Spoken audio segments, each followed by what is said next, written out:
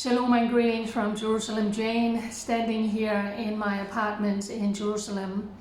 Shabbat is just around the corner and I have to head out to the little convenience store right next door and do a little bit of shopping before they closes for Shabbat. I just want to give you this update, and I'm wearing my reading glasses because I need to use some notes. But this morning, well, I think it was around 4 o'clock, I woke up at the air raid siren. The red alerts were sounding throughout all of Jerusalem, where I am currently located, and my phone was also blowing up with the red alerts. It's cold in Jerusalem and my windows were closed. I'm sleeping under this big winter duvet, but that's hot, so I was only wearing shorts and a small tank top, but I hear the red alerts. And because of who I am and the journalist inside of me, I never run into my small bomb shelter, but I was running out towards on my balcony to watch, and I realized you're not really dressed for that. So I just stuck my hand out and made 2 short videos that I shared on my social media, just saying I just woke up, just for you to get the feeling of hearing the red alert.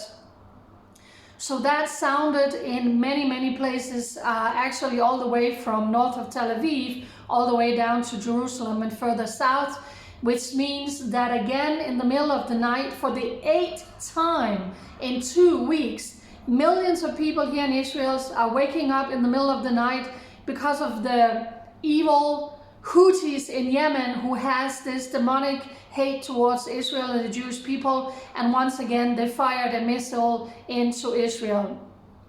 This time it was not intercepted outside the borders of Israel. It actually penetrated into Israel and then it was successfully shot down.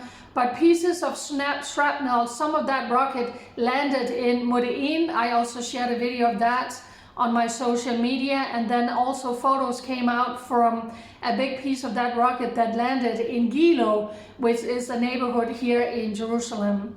So for the 8th time in 2 weeks, Houthis are firing at us. So I believe it's time for the Israeli Defense Forces, the Air Force, and the American Air Force to pay a visit to the Houthis in Yemen again. Happy New Year, welcome to 2025. How did we enter that in Israel? Well, with rockets flying in from Hamas in Gaza. And just before I started this video, another rocket came in. I think it was 2 projectiles that was fired from Hamas terrorists in Gaza into Israel literally only 10 minutes ago. So that's how we entered 2025 here in Israel, with millions of people still running for their lives to bomb shelters because of rockets flying in from Gaza, Hamas, and from the Houthis in Yemen. Israel has been attacked on 7 fronts. This tiny little nation attacked on 7 fronts. You don't see any other nation has to fight for their survival in the way that the Jewish people and the Holy Land is.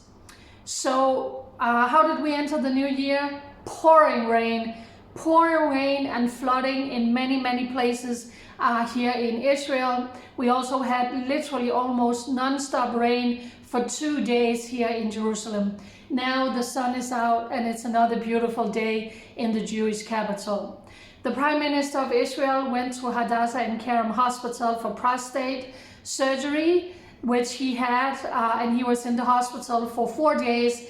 He was released yesterday, a surgery that went well, but his doctors were telling him you need to rest and take it easy for the next 2 weeks. Do you think one of the leaders of the free world can take it easy and rest for the next 2 weeks with all of these enemies surrounding us? I don't think so, but would you continue to keep the Israeli Prime Minister in your prayers?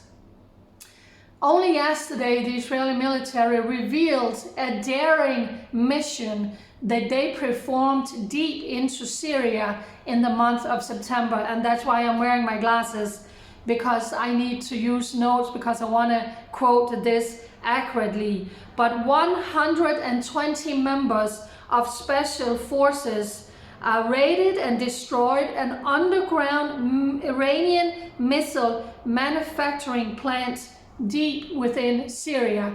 This happened in September when Assad was still in charge in Syria, and before Israel carried out the massive raids against Hezbollah and literally took out Hezbollah in Lebanon.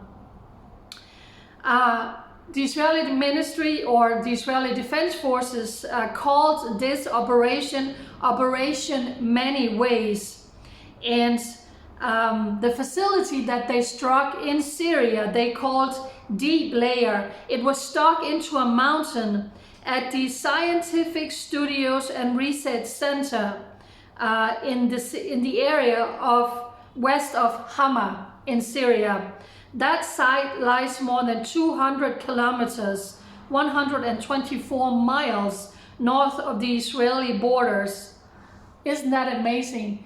I shared videos, the Israeli military released videos of this from the body cams of some of the soldiers. So I shared that on my social media yesterday. I want to encourage all of you to follow my Telegram channel. I am heavily restricted on my Facebook. So please follow all my updates, minute-to-minute updates on my Telegram channel. And all the anti-Israel people who joined my Telegram channel, I see you. Welcome. I'm happy you joined. Now you will get some accurate, real fact, news, truth and views out of Israel and not all the lies and propaganda that you normally are watching. So welcome to my Telegram channel. Go find it. It's called Jerusalem Jane. So Special Forces 120 raided a military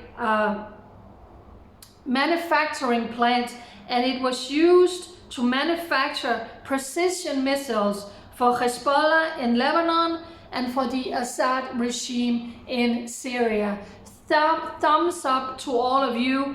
God bless you. Thank you so much for doing that, for constantly putting your life on the line, for protecting us here in Israel. So rockets are still flying in from the Houthis in Yemen. Rockets are still flying in from the evil Hamas terrorists who mutilated, burned alive, decapitated, gang raped teenagers, men and women in front of their families, penetrated deep into Israel and murdered 1,200 people. They are still managing to fire rockets into Israel. I want to end this video by saying today it's been 2 weeks since this precious grandmother, 83-year-old Lumila, was brutally murdered, stabbed to death for no other reason than just being Jewish. Today, 2 weeks ago, she was sitting outside on a bench in front of the nursing home, the elder home she was staying in, waiting for her daughter to come and pick her up and take her to the doctor. And this wicked, vile, demonic, evil terrorist, who used to be an informant for the Israeli intelligence agency, decided to go out and murder a Jew wherever he finds it. And it happened to be this precious Holocaust survivor, 83-year-old grandmother who was savagely stabbed, fighting for her life. 6 times was she stabbed to death by this big evil terrorist. Lumila, we will not forget you. We honor you. May your memory forever be a blessing. Forever, ever be a blessing. It was just important for me to show you her photo and say we will not forget her. We continue to have all of these evil terrorist attacks where Arab Palestinian terrorists set out to murder Jews for no other reason than just being Jewish. So for such a time as this, we will stand with Israel. I will stand with Israel, speaking the truth, giving the news, the views out of Israel. Also going into the new year 2025. Shabbat Shalom from my small apartment here in Jerusalem. As I said in my latest update, this is just a short-term rental. I have to move again on March 31st, hopefully for a good long-term apartment. So the hunt has already begun for that place. Thank you for your prayers, your love, your encouragement for me in 2024. I really appreciate it for such a time as this. And I know there's a lot of people who don't know this, but I came here all by myself. I'm not sent by anyone. I'm not funded by anyone. I am solely living on and depending on donations. I'm working as a volunteer. donations from people, private people around the world, and that's why once in a while I'm sharing out donation platforms, and I will be doing that again. The GoFundMe platform actually tells my testimony and my story. For those of you who don't know exactly more about me, go on that GoFundMe page. We just updated it with some new photos also, and if you would just do me a favor to share it out. We set a goal. Would you help me reach the goal of that GoFundMe so we can close it? That has been active for 2 years. So the money you see that has been raised at this point, they are used. They have kept me afloat for more than 2 years. So I'm kind of starting all over again. So like I said, I'm solely funded, living alone, working alone for 10 years now here in Israel. For those of you who have set a donation saying we are benefiting from who you are and your voice, and we know you're doing everything alone, God bless you so much. It's because of people like you that I am here and I can do what I am doing. So united, we really are standing with Israel. Shabbat Shalom. Bye.